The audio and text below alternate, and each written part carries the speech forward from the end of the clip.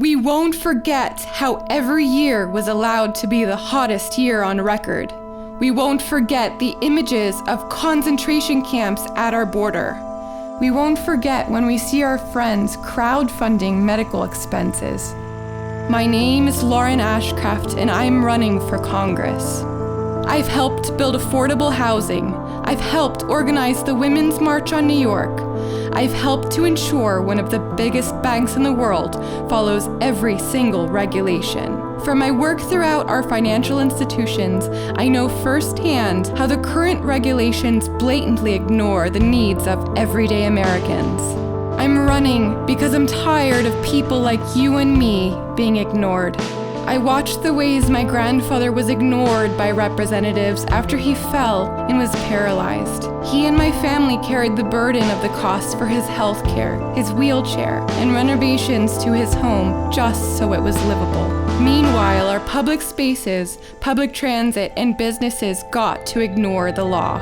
Corporate greed took something from me I can never get back. My other grandfather was killed in the Farmington mine disaster after his company ignored worker safety in favor of short-term profits. After this, his wife, my grandma, a Japanese immigrant speaking little English, was left to raise a family all alone on Social Security checks. My family isn't the only one that has suffered under the system. And when the system tries to bargain with you and elected leaders call for compromise, ask them who's being compromised. Because there is no compromise when it comes to the climate emergency. There is no compromise when it comes to equality of every single human. There is no compromise when people are struggling just to live. This isn't about electing one person. This is about changing the heart of Congress and what its members actually represent. In 2018, there was a wave of nominations that changed what we thought was possible. People who were funded entirely by small dollars.